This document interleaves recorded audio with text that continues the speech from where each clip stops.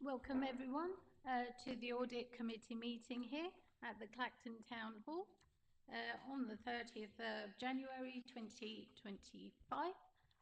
First item on the agenda, apologies of absence and substitution.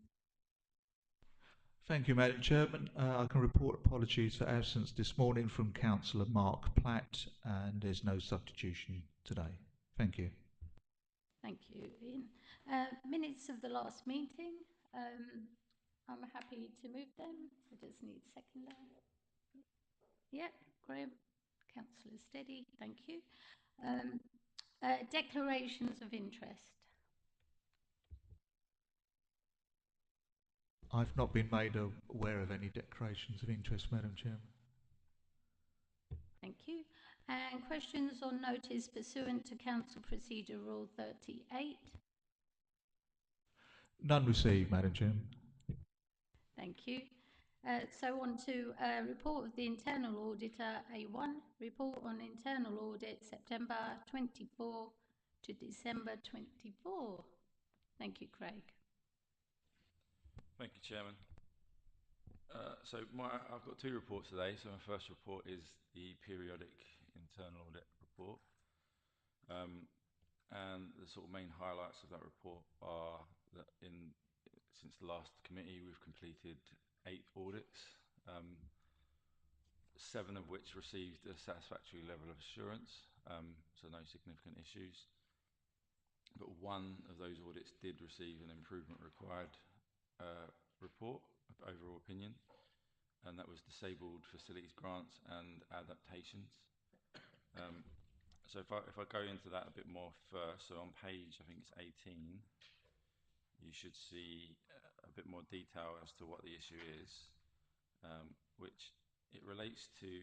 So with disabled facilities grants and adaptations, we essentially provide those grants to. We've got 2 ways of doing it. So we've got grants that we provide to members of the public, which goes through Essex County Council. They're the ones that provide the grants, but we facilitate it. And they can choose their own suppliers, contractors to do the work for them. So we would have looked at that part of the process, but we also have a part of the process where we provide those grants for our own housing stock, and that's dealt with separately by our in-house surveyors as well. So there's 2 processes to it. The issue that we've raised here, the issue that we've highlighted, is that when it comes to our own housing stock, we've got a budget of around 400,000, so a year that we spend on upgrading, and some of it is specialist, so you might need stair lifts to go in, those sorts of things where you would use that. But then a lot of it is general builders, where you're putting in a wet room, you're putting in sort of what most building contractors could do. So what we'd identified is that with one contractor, we'd spent around over £100,000 in a year, but not via a contract, not via procurement rules. It was individual jobs between £5,000 and £8,000 each time. And we look at it from a value for money perspective, because that wouldn't necessarily be the best value for money, because if it's the similar work, that you could get a contractor in to do that under a schedule of rates or different types of contracts. There's ways that you can do it where we may get better value for money for that. So what we've agreed is that the service have said to us that by having one contract, you then lose the resilience. So because if the contractor can't do that, then on a certain day or whatever, then they may use someone else. But there are contracts, frameworks that you can get where you could have a number of contractors you call on. So what we're essentially saying to the service is you need to go out via a procurement route under our procurement rules, because it could be seen as disaggregation, because we're essentially making smaller bits of work when you could sort of build it up into bigger slots, really, in terms of that. So that's the issue that we're raising, because it's a substantial amount of money and it goes against our procurement rules, because anything over £100,000 or anything over £50,000, we normally say there should be a contract. in place rather than just a normal purchase order that we would have done in this circumstance. So we're not saying that they haven't gone out to get quotes and things like that, but what we're saying is that it could be seen as a form of disaggregation, and it should really go out to the open market and see what's out there and try and get the best value for money. So that's why we've raised it here today, just so that you're informed, and we've got an action that the service have agreed to do in the short term, which is break it down into those smaller pots of between 30 and 50,000 to keep that resilience for now, because they don't want the work to stop completely, but the longer term is to include it as part of the overall repairs and maintenance contract when they renew it next year, I believe. So that's what we've agreed with them. I don't know if I'm happy to take any questions on that specifically if you like, or if you're not happy with that agreement, with that action that we've agreed, then happy to talk through that. Do we have any questions? Yes, Councillor Fairley. Thank you, Chairman. No, just, you know, it is incredibly important that we do look at value of money for our residents' sake. And yeah, if you feel that is the right way forward in order to address that issue, then we need to, I guess, follow your recommendation in that. Are there other routes that could be done, and is your decision, is it an audit-based decision or is it a operational decision? Yeah. So it's more of a constitutional recommendation, if you like, because our procurement rules set out in terms of values what processes you should go down, what you should follow. So when it gets to those sorts of values, we are talking about forms of contracts, framework agreements, those sorts of things, which so again, we believe it is currently going against our procurement rules, but going forwards, we want to try and rectify that and try and show that we're getting value for money rather than, because the work is being done. We're not saying the work's not being done because the tenants are happy as far as we're aware. So, but what we're saying is that we might be able to get this at a better rate, and that's why those procurement rules are there, to try and get those better rates.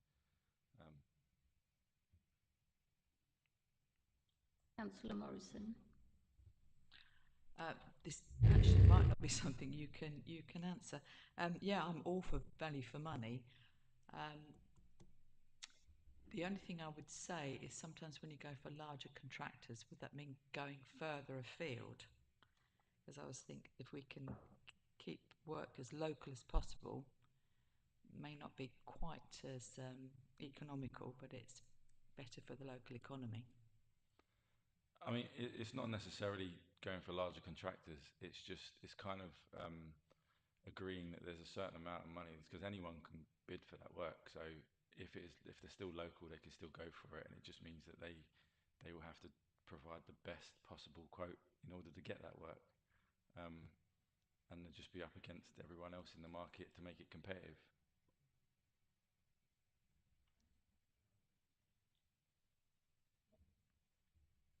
I think it's also worth saying it's a really, really good point, isn't it? I think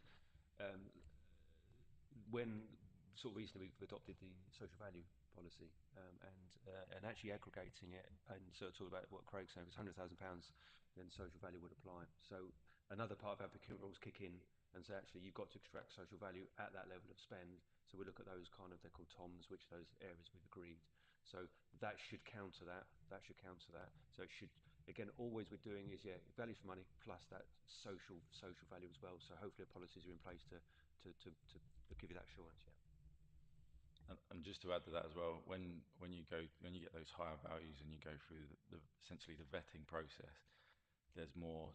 We would then look more into insurances. We'll look into health and safety requirements, all of those sorts of things that the companies the standards that we expect to be working with certain contractors, we know that they've got them and they're following them. So it adds that little bit extra a sort of safety net, if you like, when we're dealing with contractors.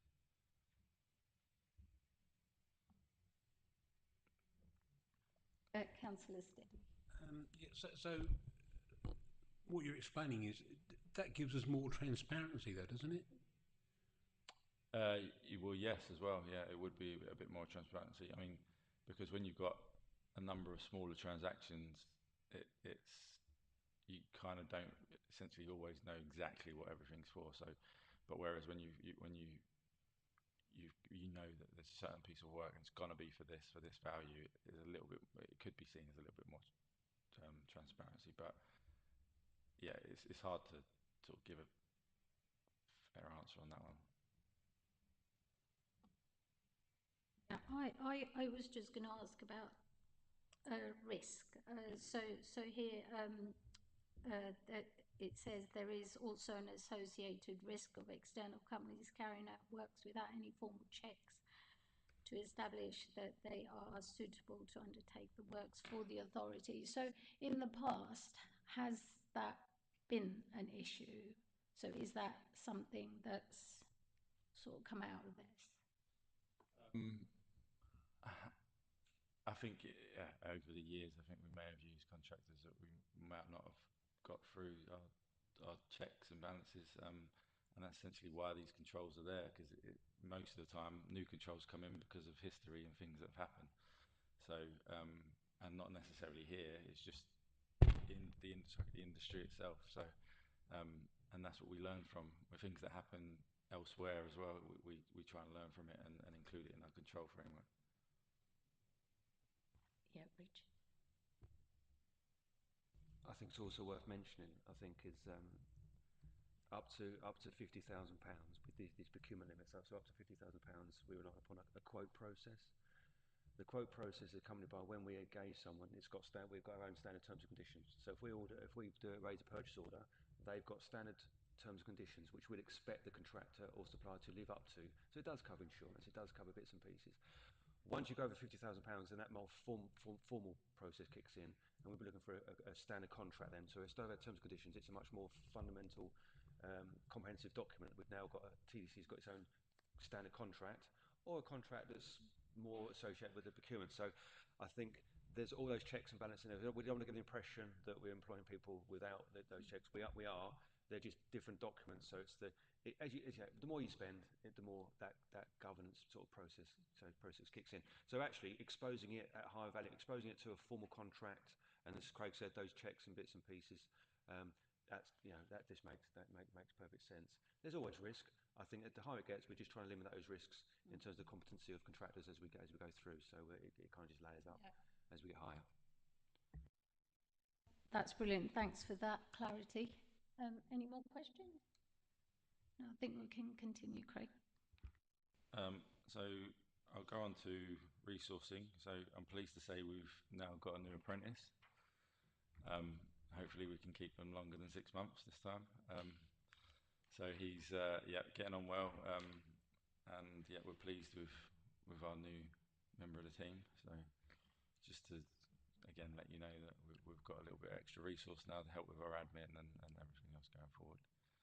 And I suppose the other issue to raise in terms of what's happened in the period. So this hasn't come up through an audit. This is just something that's happened since the last time we met, and it's where we, as a council, made a payment to a parish council, and it was an incorrect it was the incorrect parish. So a £340,000 payment went to the wrong parish. We have got all the money back, so it's not we haven't lost anything. It's not an issue in terms of you tried to hide it or anything like that. But it did obviously highlight an area where there's a breakdown in the control. So essentially, there's different ways of making payments to people. So in terms of this payment was what we call a payment requisition. So usually you would use that method if there isn't an invoice. So it could be for a grant, or for, like, sometimes parishes don't raise invoices. It could just be a process that we've agreed that would go through. So yes, it's a different type of payment, but essentially the controls should really follow every other payment process, which would be if someone sends in a request and they've got the wrong bank details on there, we should be double checking our own systems to make sure that they're correct. But with a payment requisition, the service area themselves fill out all that paperwork. They do all the checks initially to make sure it's all correct. They then send it through to our payroll and payments team, who then process it. But the payroll and payments team are essentially your last point in which you can stop something going out in error. And in terms of this one, there was a bit of an issue where we probably could have looked at some of our exception reports that show duplicate bank account details or duplicate payments where you try and identify things before they go out. I think in this circumstance, someone had used the template and reused it from something else before, kept the other parish council's bank account in there, and it's gone through.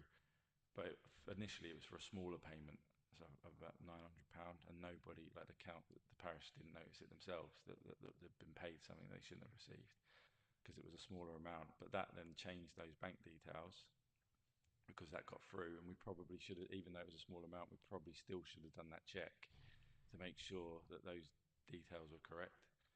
And then obviously when the bigger payment goes out, which a lot of the parish councils get, we've sent it to the wrong one because it'd already been changed on our system for a smaller amount. So in terms of impact, yes, it was an error. We got the money back, so we've not lost anything. It's not disappeared or through fraud or anything like that.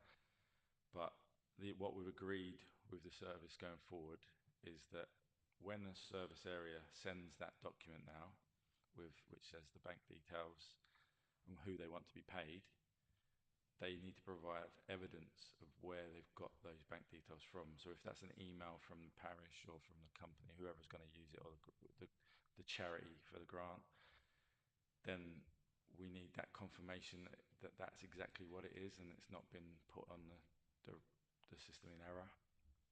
So when they put it through, our payroll team can check the two, yeah, that's okay, before they process. But then also they are going to run those exception reports for payment requisitions as well as all of our other payment methods to make sure that there is no duplication or error before they make that payment. So those are the two things that we've agreed with them going forward. They've already introduced it, but we just wanted to highlight it here that this is what we've gone through with them, and they couldn't believe in 30 years we've never seen this, I think. So and I think it goes, I'll go on to it in a bit in terms of there's something else I've got in my report where I'm asking to move days for something else, but we've got new systems coming in, and that could be part of it. It's you're learning how they work. We don't really know, but honestly, they couldn't believe that had happened. Never happened before. So we've just put some little bit extra controls in there just to tighten up a little bit. I was going to say, Craig, with the new systems, like, do they get messages like to flag, you know, instances where they need to be careful and maybe take a next step just to check and go back? Yeah, so what like with a normal invoice process, if you pay an invoice, what's meant to happen is they run all these exception reports before they make their payment runs, and then those reports will see whether or not we've paid this company before, or if there's been change, someone wants to make a change, and where's that change come from. So they get informed of those things, and so if someone, so for instance, if I was to write in and say that I represent a company and I want you to change my bank details, well, the control is we don't just change those bank details. We go back to the company via the details that we already have and ask them if they want to change it. If they agree, then yes, then we'll change it. But you would never do it on the first point of call. And I think what makes this different is where the request has come from us. They come from officers internally. So I suppose there's an expectation of a little bit of assurance that they've done some due diligence before, but it doesn't mean that we still don't, as a payroll payments department, we still don't follow some of the processes as well. So that's sort of where the difference is. So it's more of a human sort of error there in between Between the software two, and yeah. So there needs to be some sort of process in between, maybe. Which is what we've introduced. Which is what you're introducing. So it's kind of like a zero trust element now, where someone's sending something in, and we're saying, well, just because you sent that in, I still want to see where you've got that from. So please provide those details with it. Yeah, Richard, we talked about a two-factor authentication, that type of thing. If you could similar just, to that. Similar to that. yeah. I think what Craig said, I think is kind of is hitting the nail on the head, isn't it? Even if the request comes from an internal service, no trust. And that sounds awful, doesn't it? As if we don't trust. We're not saying that. Oh, sorry. No, that's Sorry. fine. Yeah. So it's no trust. So basically, that means that if we've got bank details on our system, if a request comes in, no matter where it comes in from, if that's going to change, we're going to go back to the originating company, the payee.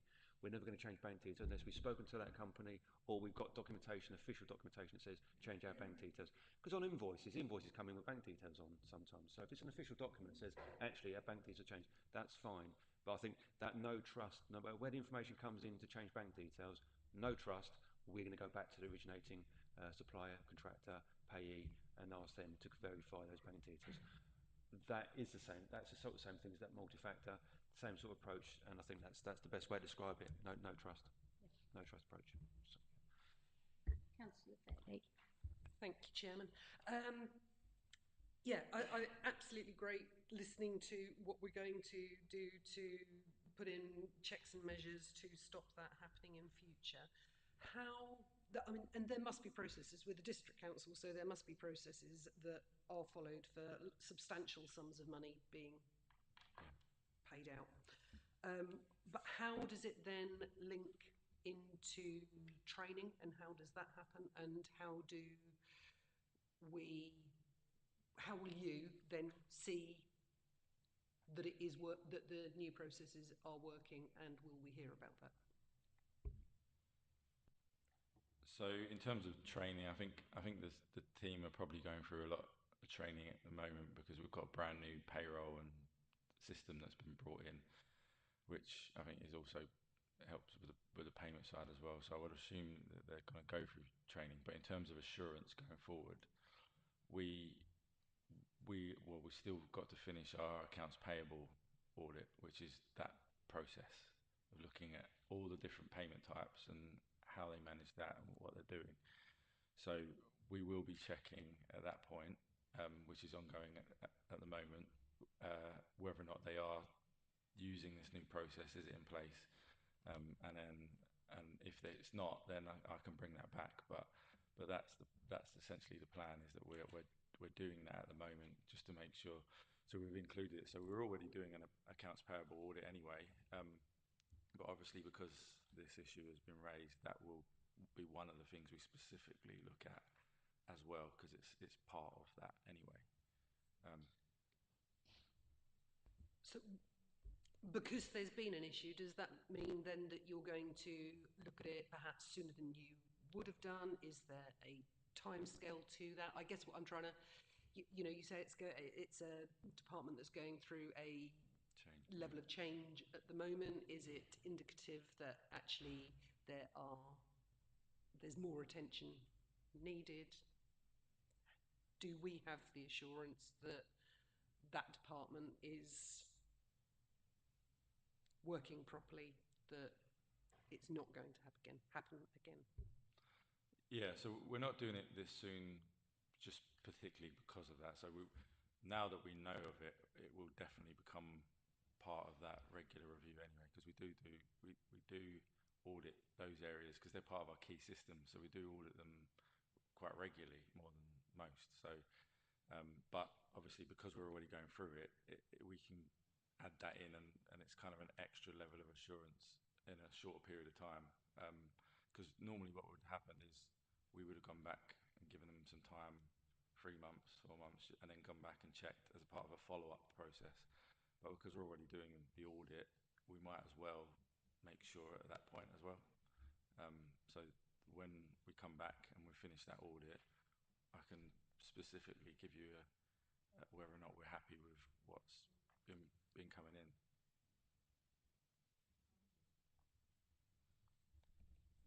Yeah, Richard. Just to mention there as well, I think as you say there, Craig, I think it is a key system, so you'd always be looking at that anyway going forward. But I think it's important to give you assurance. I don't want you to wait a year to say it's working.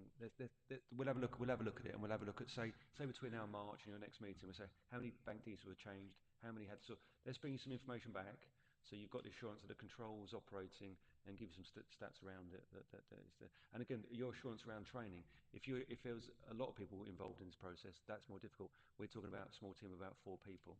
So actually, training is not such an issue, because as long as 4 people know that you do not change bank details, and they know I'm not, do not change bank details unless you get a source documentation. It's much easier to manage with a small team. If it was across the council control, that's really difficult, but it's not. It's a very small team. But we'll have a conversation if you're happy, and we'll bring some back, some stats around that, around how many sort of. There might be none between now and March where there's no bank details changed, but if there are, we'll find a way to bring that back to you in between the kind of annual cycle of Craig doing his key systems work.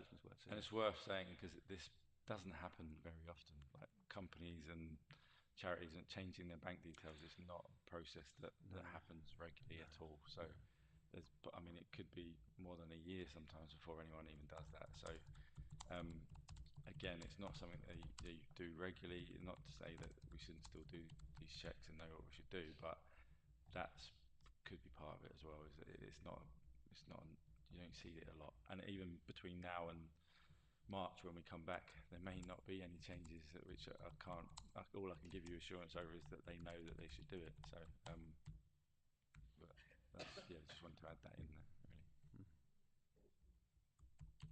Councillor Morrison. So how did you discover the mistake? Did the parish council come back to you and say, you give me all this money, it's not for us? No, it was the team themselves. They couldn't believe it. So they were the ones that came and said, this has happened, never happened before.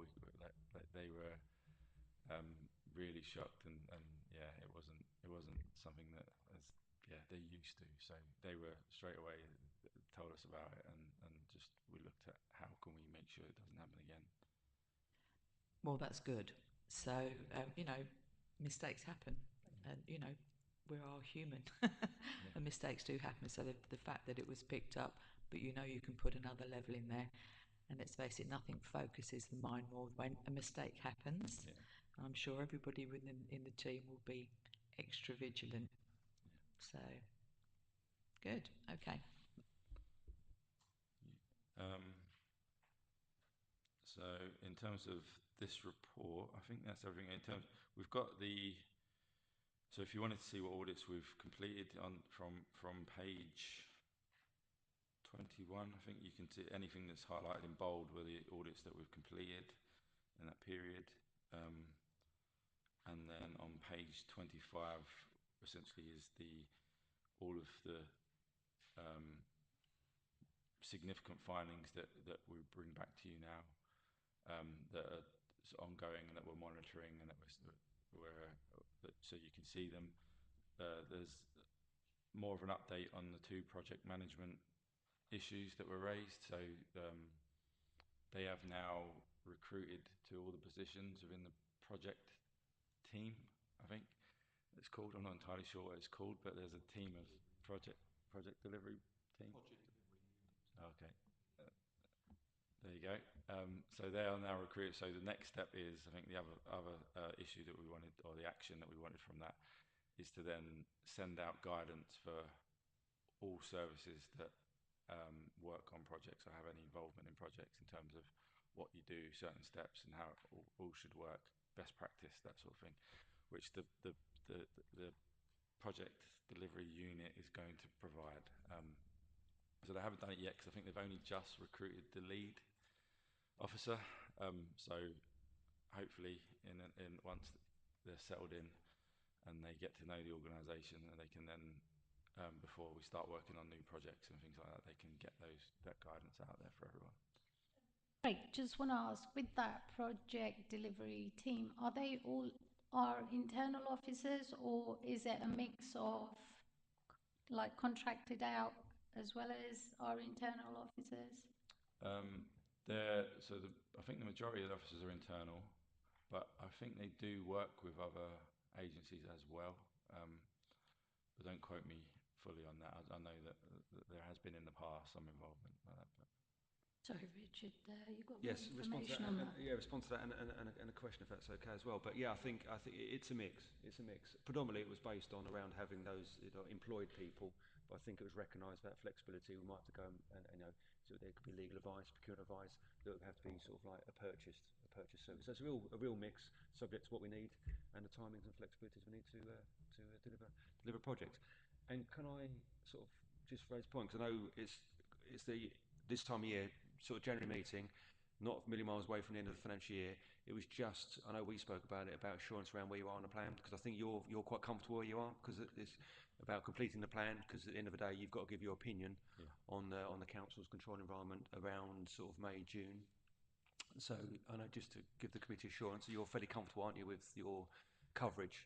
So I am, far? yeah. I'm happier this year at this point this year than I was last year, because obviously we didn't have certain members of staff and we were trying to still get through the work. But yeah, no, definitely there shouldn't be any issue with being able to give an opinion in terms of workload. We are where I would like us to be. We could even be a little bit ahead.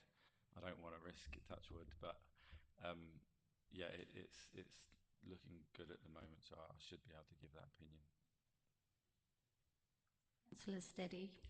Just going back to the projects then, does that include the levelling up funds? Because obviously we've brought in expertise, haven't we, to do specific jobs on the levelling up. So I presume that would be all covered in that projects. Yeah, so that team will be leading on some of those projects to do with the levelling up and bring us as well. Yeah. Councillor Fairley. Thank you. Just a couple of general questions, Craig. It's good to hear that you have another member of staff in place. Will that make any difference to your schedule of work at any point? And then there was one other thing that you'd put in there about surveys. So you send out surveys for audits that have been done. Can you just expand on that a little bit more? And yeah, it says that your surveys haven't come back.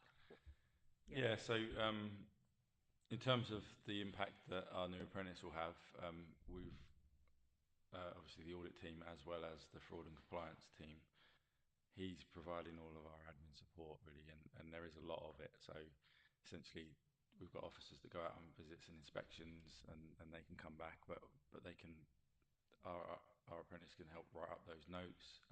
He's even gone out on visits as well, just to give them that experience, because they're learning. So we want them to be involved. That's what they're there for, to learn. But yeah, in terms of anything that we've got, so we've got like our follow-up process. So when we do the audits and then we're chasing managers to say, where is this at? Where are you? He will manage that for us. He will chase under my name.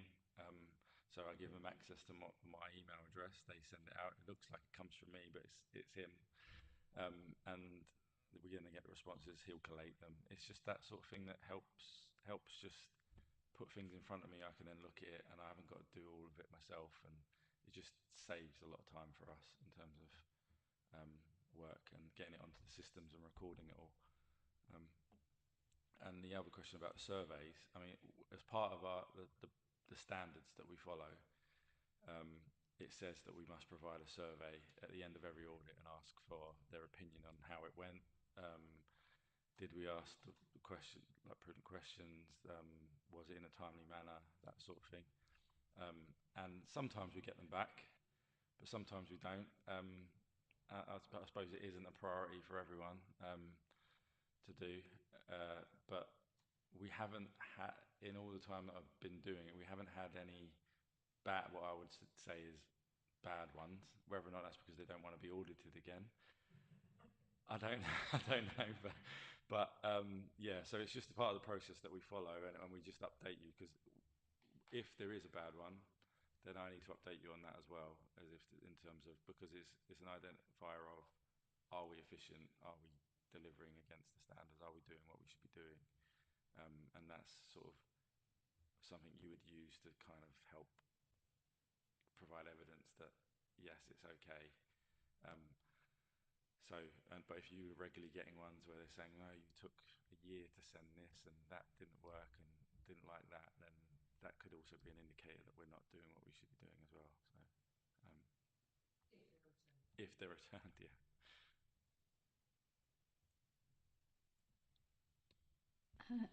Yeah, just one thing. Is it possible to have someone from project delivery, maybe at one of our meetings, as it's all new, so that we can sort of see what's happening with the processes, possibly? I think, yeah, I think there's a lot of, sorry, Craig, you're going to say something. Because I think that would be, yeah, because a few questions. We're giving you some sort of details behind it in terms of assurance, but actually having the senior officer come to a March meeting can tell you about the project delivery unit, how it's going, and you should get more of a sort of feel for the lead officer on that rather than us. So we can ask that question to come to our March meeting, isn't it? Yeah. Yeah, that would be brilliant, because, as I say, it is all new, and hopefully we can see it sort of go through the processes as we go down the line. So, yeah. Thank you, Craig. My report is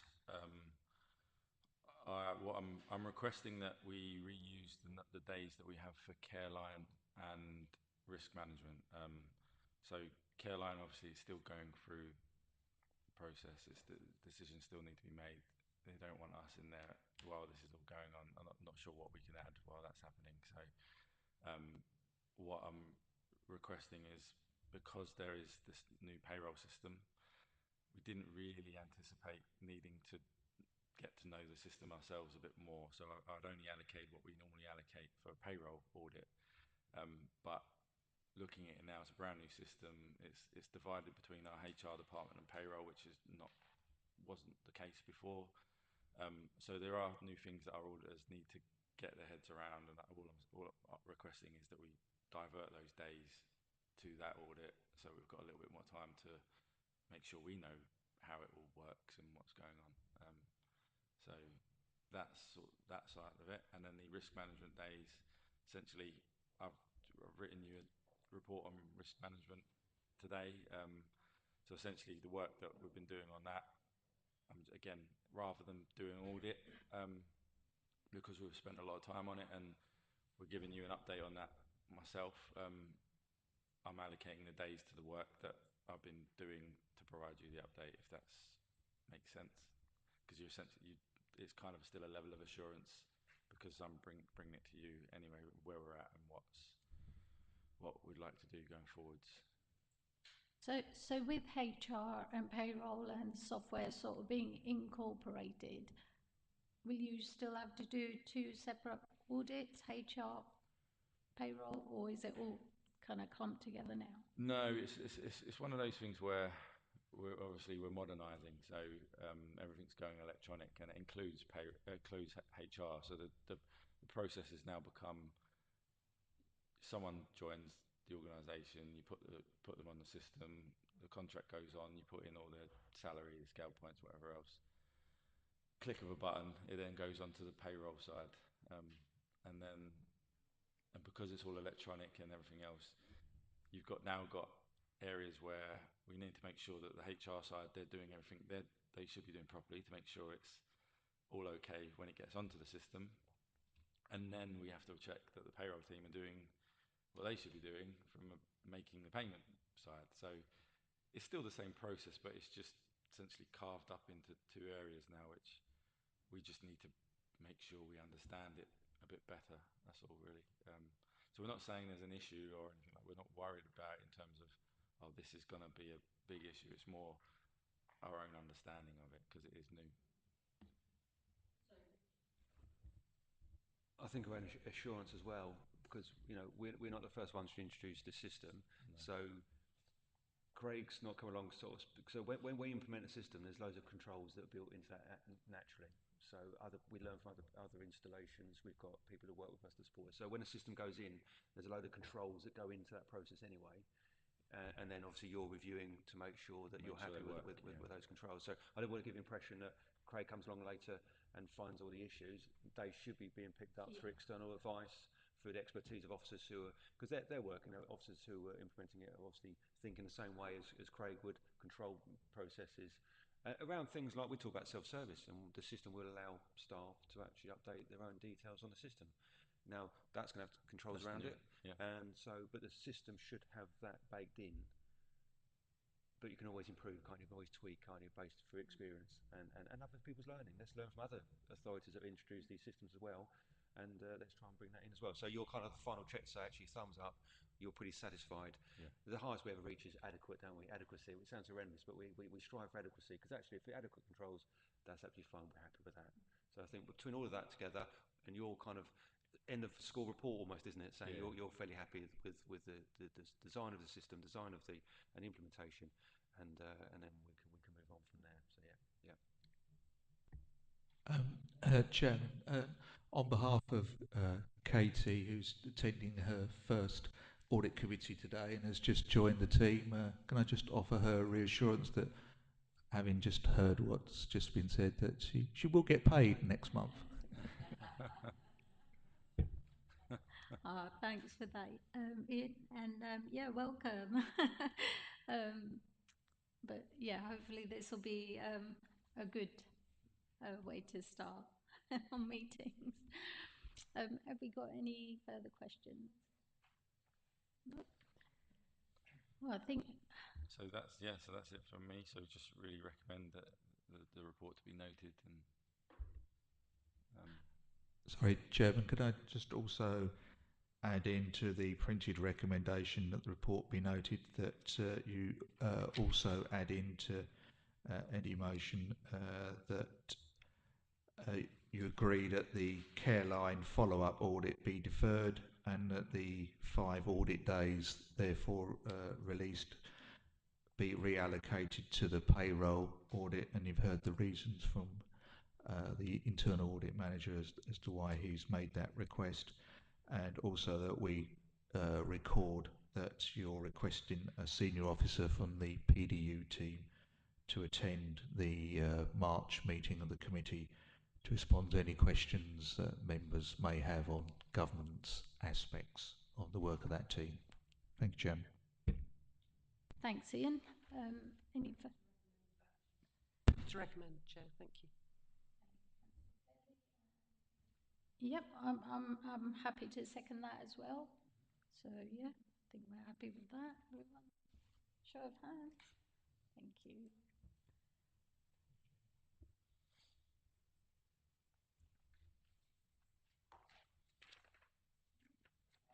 So, next report of the internal auditor, A2 corporate risk update. Thanks, Craig. So this is the next one, risk management. So we meant to bring risk management to you every 6 months.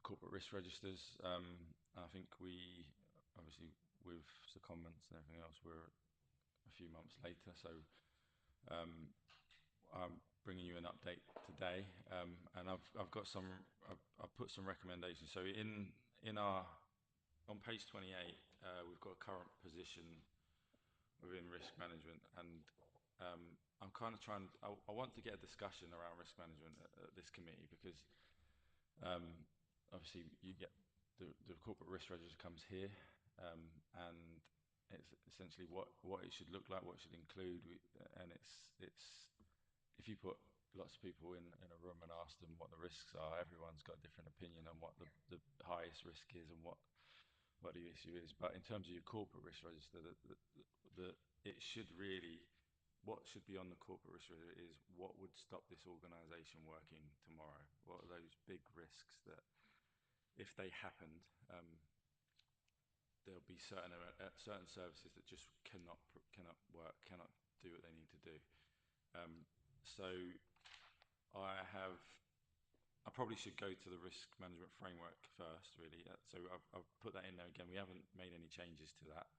So in terms of how we assess risk and everything else, that's still the same. Other than we might need to change some of the roles and responsibilities going forward. But at the moment, in terms of how we assess, will remain the same, or we're expecting it to remain the same. But then in terms of the corporate risk register, which is from page 60, I want to say 60 something.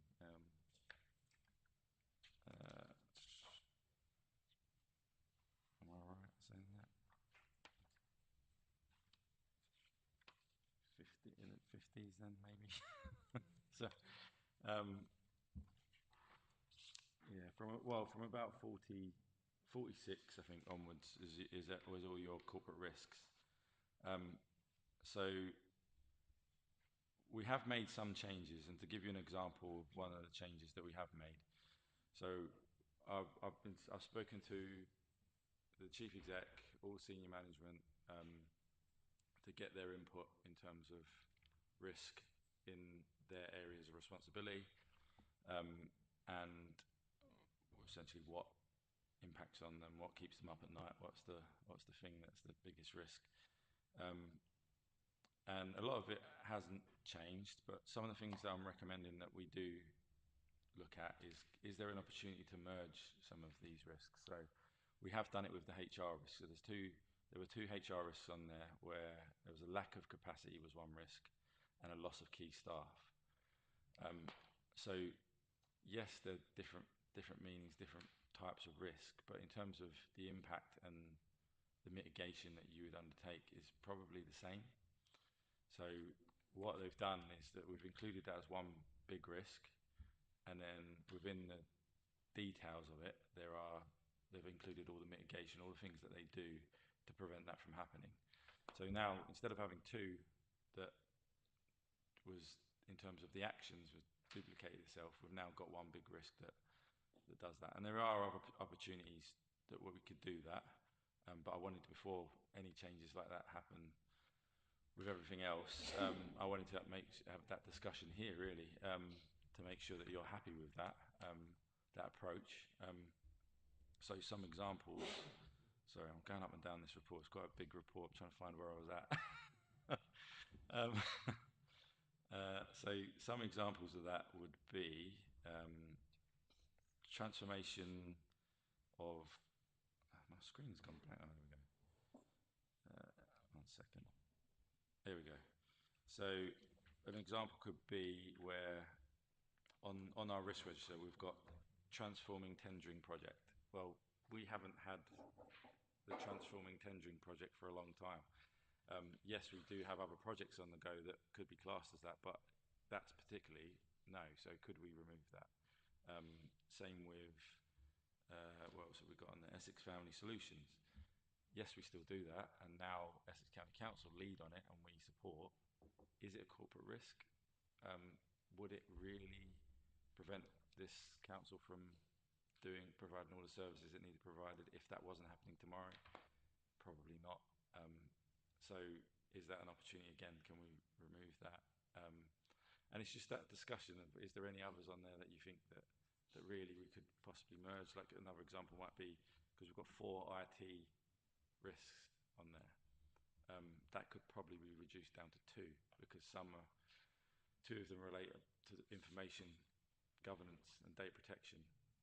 The other 2 relate to cyber security, and so you could potentially merge those. And again, so from a committee and a senior management point of view, you want to make this as simple as possible for people, but you don't, because it's your corporate risk. It shouldn't be a really long list, because it's about the organisation itself. Can you still deliver? Sorry, Craig. So with that, is there a process with the risk register? So with those items that have been ongoing or been left on there, is there like a timeline so that you reach a certain, say, milestone, you think, okay, don't need that on there anymore? Like, not necessarily. I think it is based on opinion and whether or not you think, because as a service manager, there might be things that you think, oh, I really want to know about that. you might have something on there that says, oh, actually, I don't want to take that off yet because I'm still a little bit worried about it. Or so you have to have that open discussion and just keep that discussion going.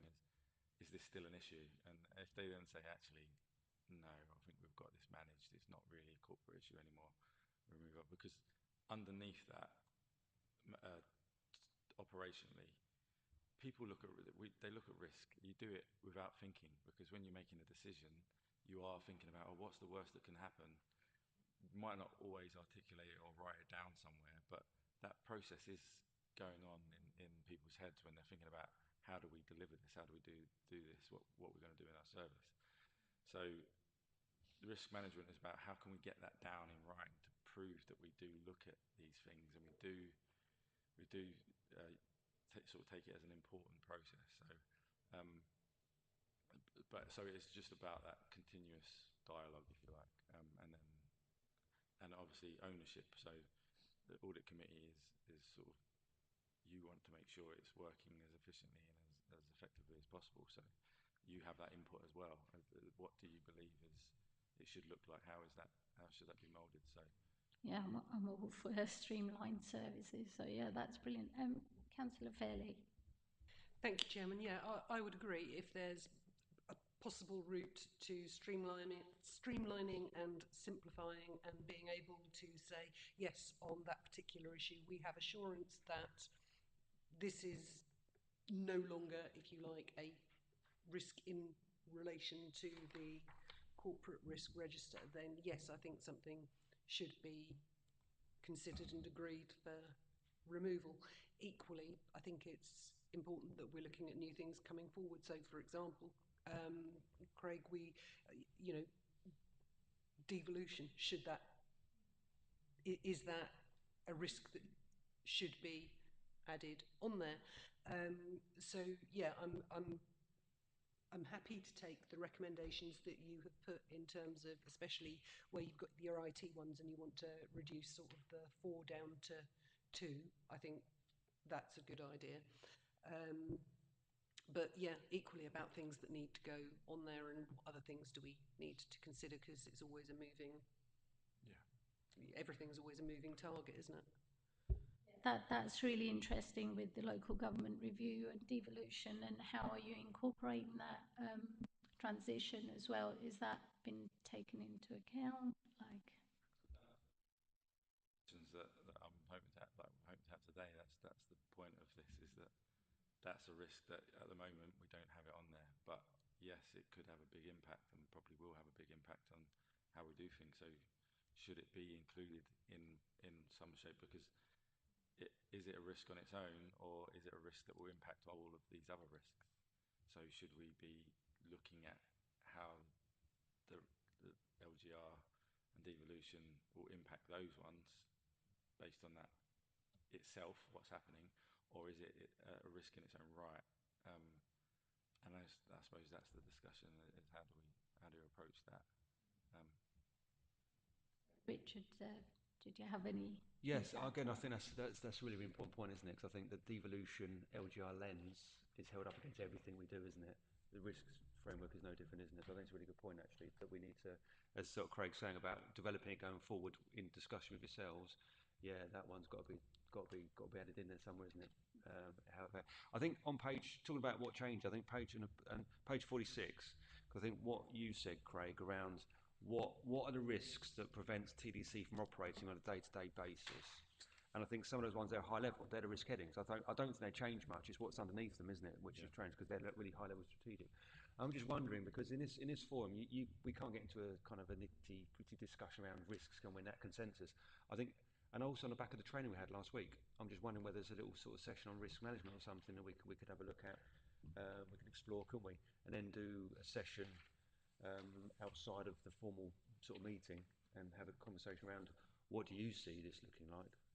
You know, what concerns you? What do you want us to look at? What, go away and have a look at and reflect in it. I think a really good session. It's almost impossible to do it here, isn't it, in a formal meeting? So we could either do that, or we go away and explore. Perhaps we do have a little module for training, because I know we touched on risk, didn't we, last week at the training. Well, it was last week, wasn't it? So we can have a little look at that, or we just get together again in the not too distant future. And so take what you've introduced today, Craig, and just take it a few steps further and have that sort of discussion with yourselves. So yeah, well, Councillor Steady. Councillor Steady. Yeah, just an area of concern. We said the IT we're going to go from 4 till 2, but is there not somewhere we should have a fail-safe? Because obviously hackers are getting more sophisticated. So how do we handle that? I'm going to say, how can we do like an early warning system? So we're going from 4 till 2. Should that not be tempered with, to say, well, they are getting more sophisticated, and have we got a fail-safe there? Yeah.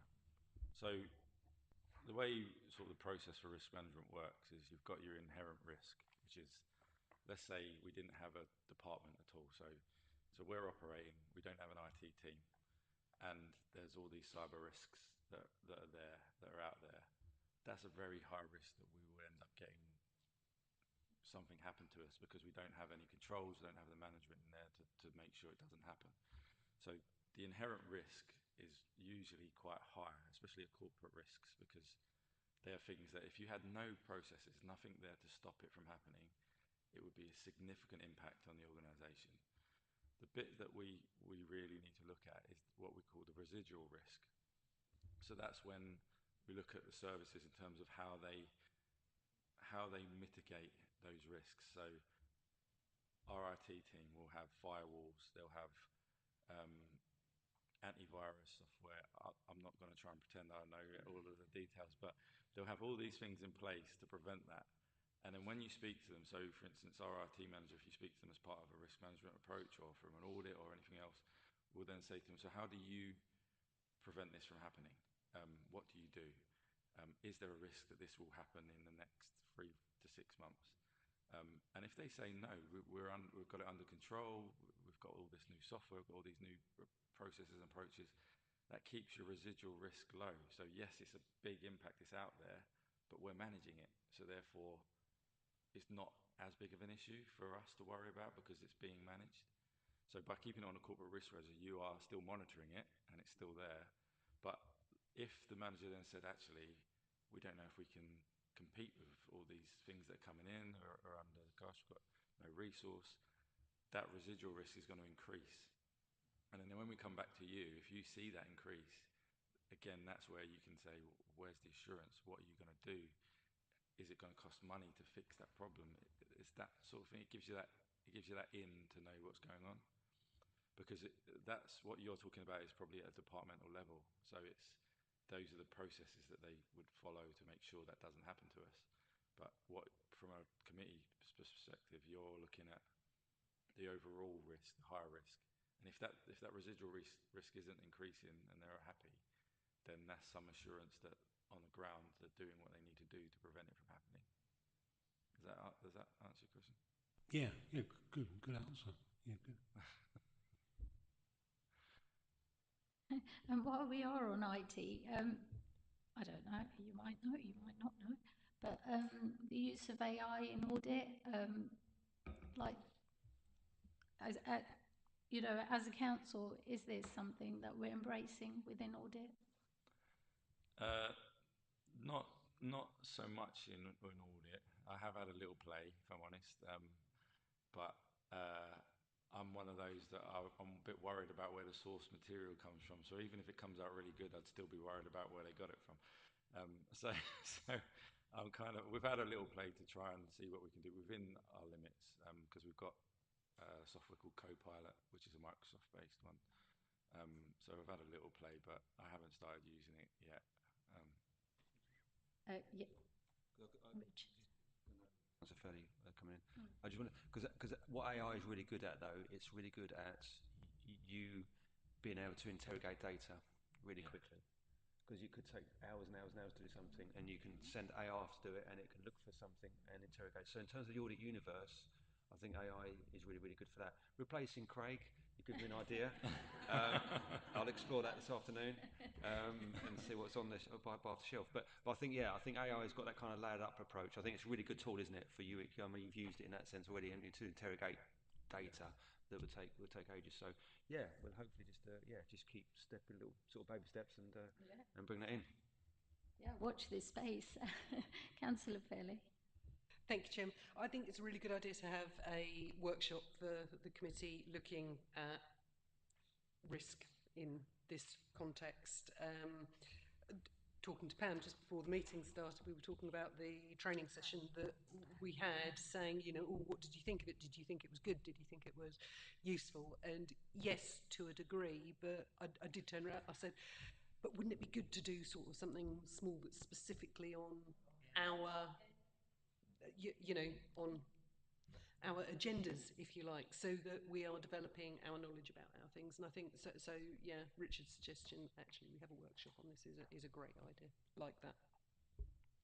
That's an interesting topic, and I think it might be part of Karen's sort of presentation. But yeah, the training. So I had a chance to meet Ian. I was in Coventry last weekend, but yeah, it was a very good piece of training. But yeah, totally agree. We've had like mock sort of training sessions in planning, etc. But yeah, it would be good in audit of a similar thing, maybe. Yeah, so if on terms of recommendations report, then what we'll do then is, if you're happy, is we'll explore what we can do. That we'll focus risk management, and then if we can program it in the way we have that session, and then shortly after we do that session around about discussion around what this looks like in the future, your assurance, what you want to see now. I think that would work really well. So so it overlaps kind of, as you say, kind of Karen's reports. He's got training in there, but yeah, if you want to add that in terms of your resolution, to asking officers to explore the opportunities, yeah, no problems. If I may, Chair, just in relation to Craig's actual report, you've got the different pages and you've got a direction of risk arrow, and there's one there that doesn't have an arrow. Is there a reason for that? Honest, they should be arrows on all of them. So well spotted. Page 9. Yeah, I was just curious as to, is there a reason that that one doesn't have a no, up, there down, should or... be, even if it doesn't change, there should be something there to show that it hasn't changed. So yeah, that's probably an oversight from me. Which one is it? I don't know, you put me on the spot now. I'll go back and check. Was that 49? Was that?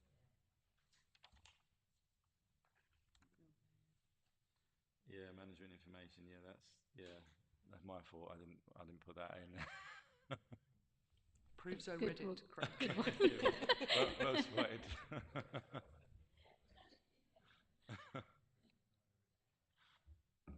Yeah, well spotted, I'll make sure Councillor that's Fairley. in terms of, so going forwards for me, would we want to have that training and everything before we make any amendments?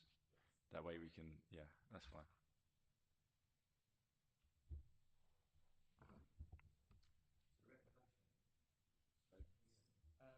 Yes, Chairman, I was going to suggest that the recommendation be in three parts, as printed on page 27 of the agenda, which is just to note the updates.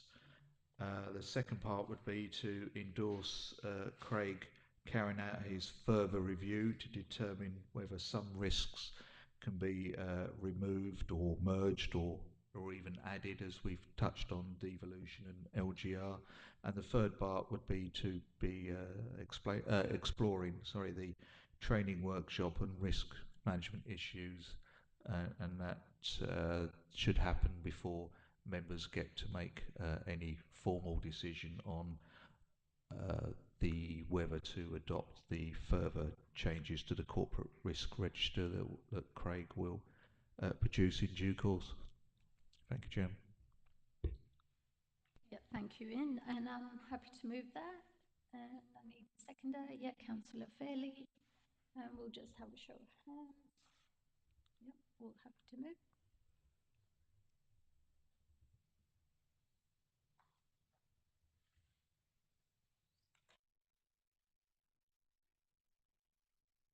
Okay, so we come to our final report of Director Finance and IT.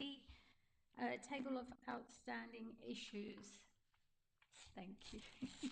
Thank you, Chair, and good morning, members. Just to present our routine report on the table of outstanding issues from Audit Committee and the annual governance statement. There aren't any particular issues to raise with yourselves. The first item is, you may remember, we were looking at the appointment of independent persons to the Audit Committee, and officers were taking a piece of work away to produce a person specification. We have got that underway, but unfortunately due to capacity we haven't quite finished that yet. So we will get that finished and aim to bring that to the March committee with the kind agreement of the chair.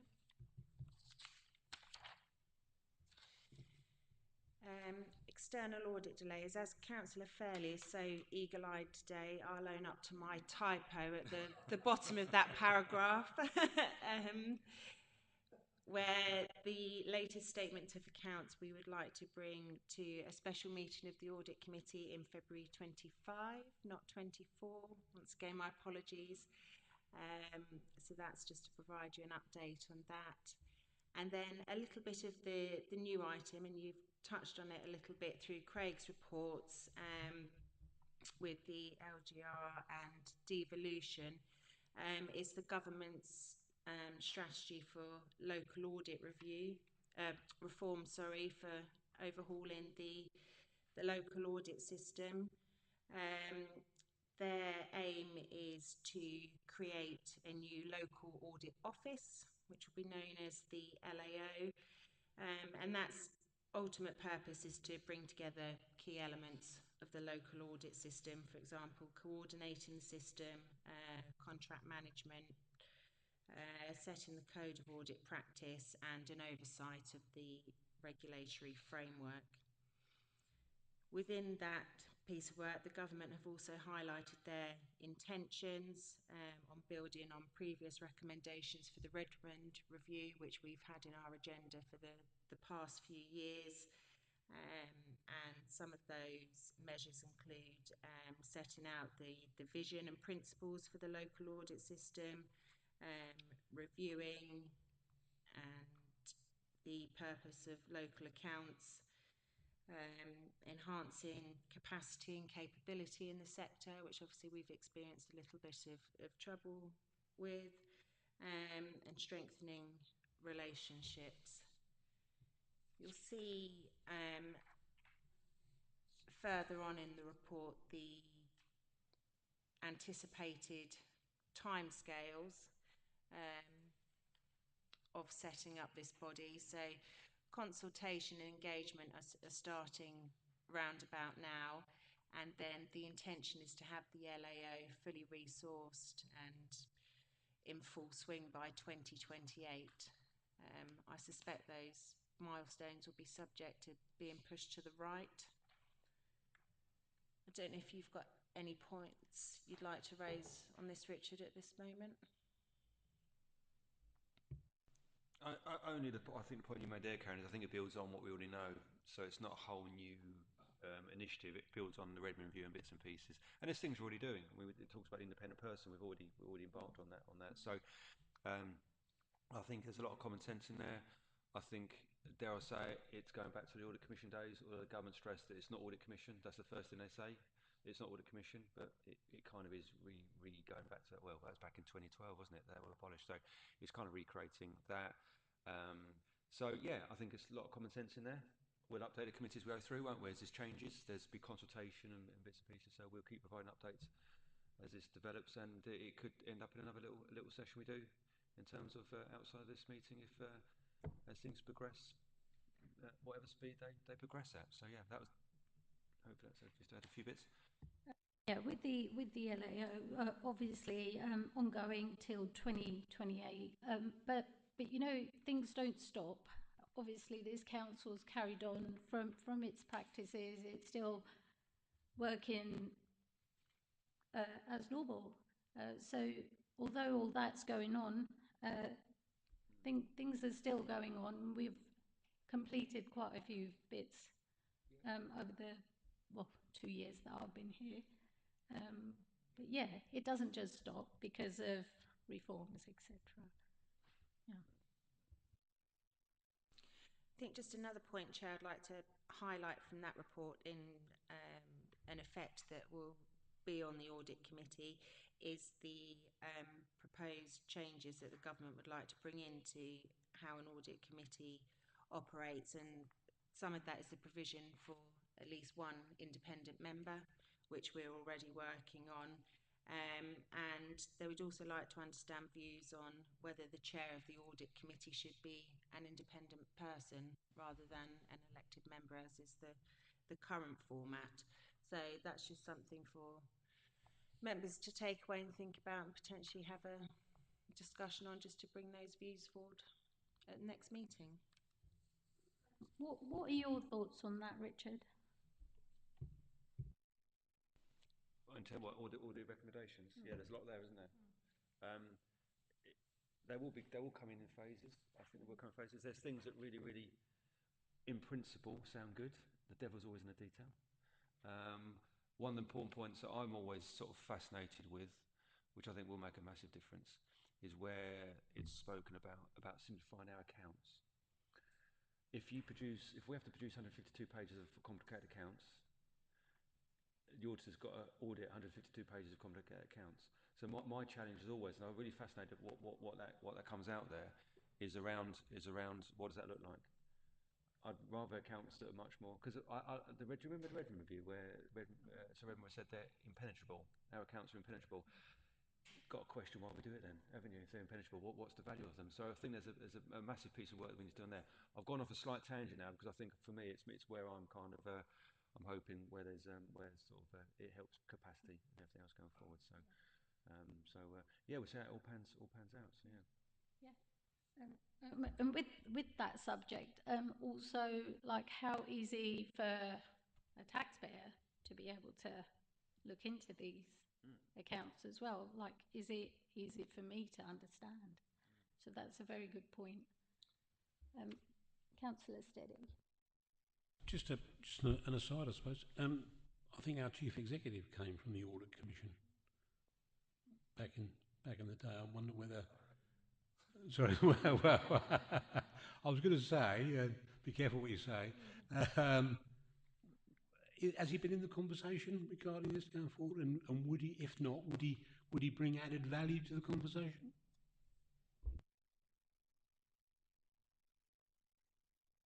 I don't know. I don't know from a personal perspective at all. But if they're genuine, the government are genuine. If they consult on these things, they want to hear our voice. Let's make sure our voice is heard. So everyone's voice in that one, from chief executive through your views on some of these changes as well, because some things will make, again, devil's in the detail. It all looks common sense, doesn't it? You look at it and you go, do you know, that's the Audit Commission, and the Audit Commission worked. It had issues, as organisations do, but it kind of worked. So from my view, it's looking like the answer's in the past, isn't it? Again, it's our classic phrase, isn't it? The answer's in the past, and I think it does take us back there. So let's have a look at the detail, what that means, and hopefully, we'll make sure that we'll bring those points to you, and if you've got your voice as well, we'll make sure that gets fed back into the process. Yeah. Yes. Just interesting again that Councillor Steady has sort of brought that up, because you have to do quite a few consultations within all of this, don't you, Richard? And you get opinions from the chief exec and our leader possibly. So.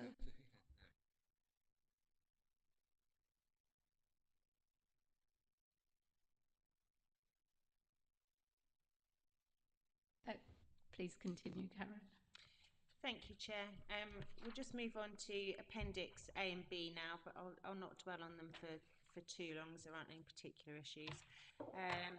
First section on Appendix A, Councillor Fairley, we can pick up that point about training and workshops as well within this. Hopefully members found the last one useful as you say, a broad oversight, and then we can look a little bit more into detail and be a bit more interactive. But I thought the session that we had last week was good, and it was good to have other members come and see as well what the Audit Committee is about. They'll be jealous they're not on it.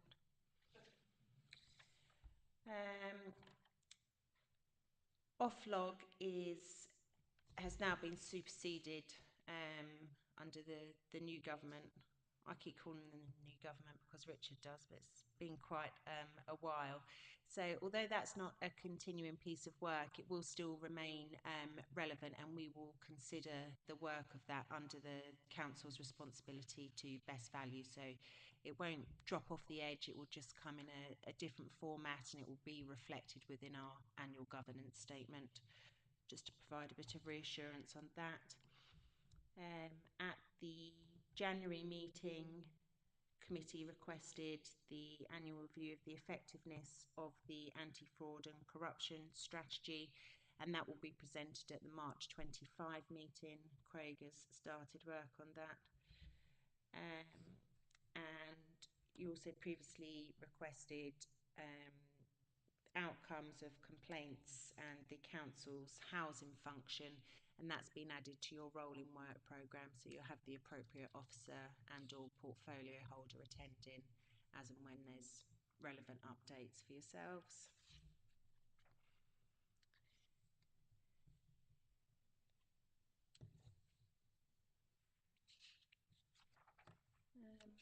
And I think that's everything from the appendices that I wish to highlight to yourselves. Happy to take any questions.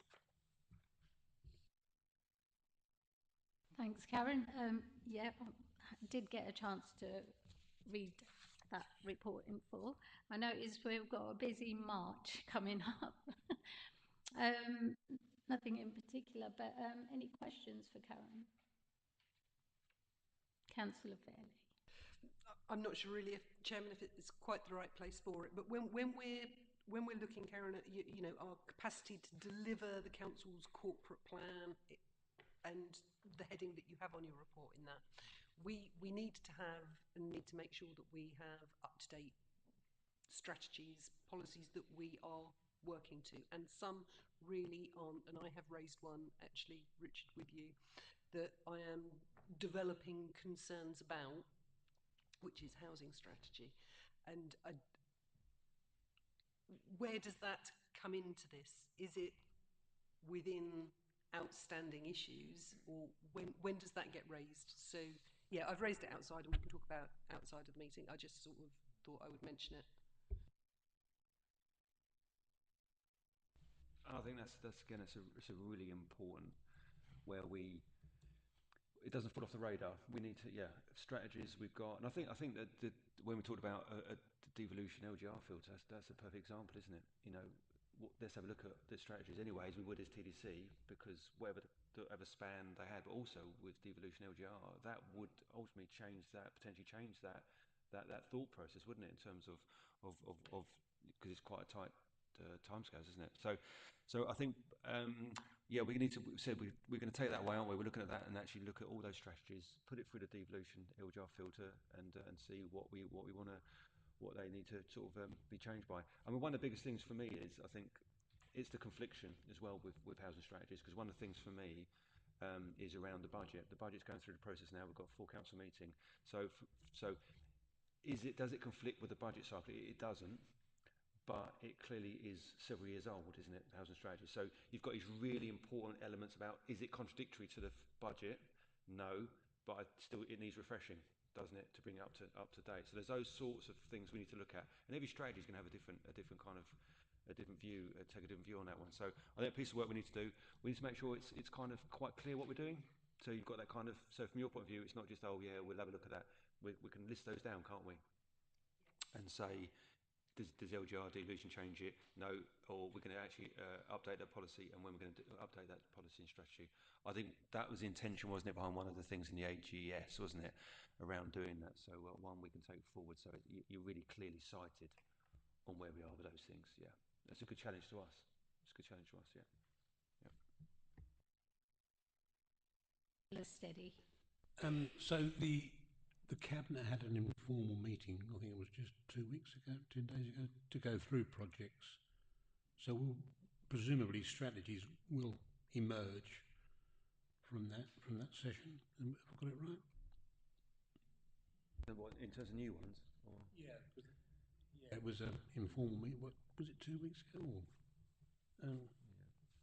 forgive me, I can't say on, but I think, yeah, again, yeah, new strategies might emerge on you know, we've had some, we had even our policies, didn't we? We had the external funding policy, we had the sport and activity strategy as well. So, as you say, that devolution, nothing stops, does it? You've got LGR devolution coming along, but we can't sort of paralyse ourselves and do nothing. So, it's a real balance. It's a real balance. So I think it's a really good challenge about what we do over the next few years. But that's going to be part of that LGR conversation, I think.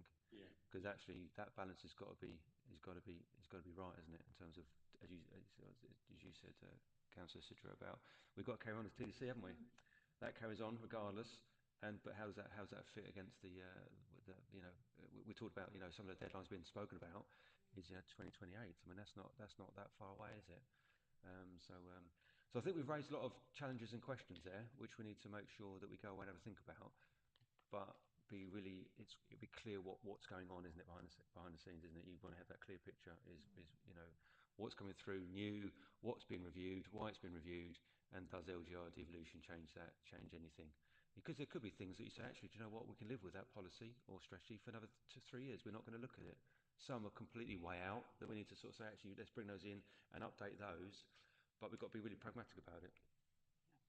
So, yeah, definitely, I think we've raised more questions than no answers at all. I don't think come out of that. So I think that's questions. I think so.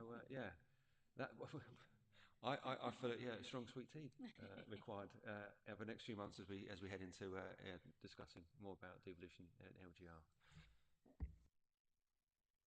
Yeah, very interesting discussion, isn't it? But yeah, carry on, Karen.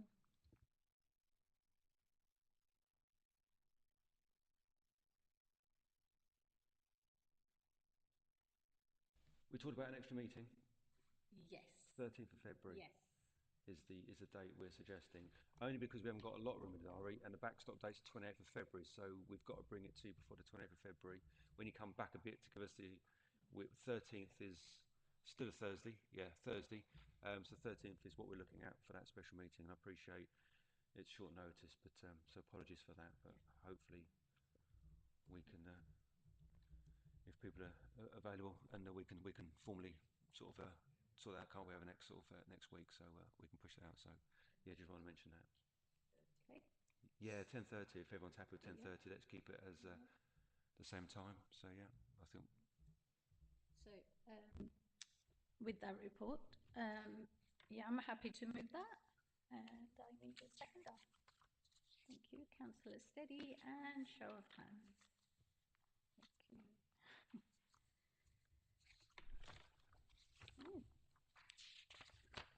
So, date of the next scheduled meeting then, we will have one on the 13th of February 2025. And according to this agenda, thereafter on the 27th of March 2025. Thank you.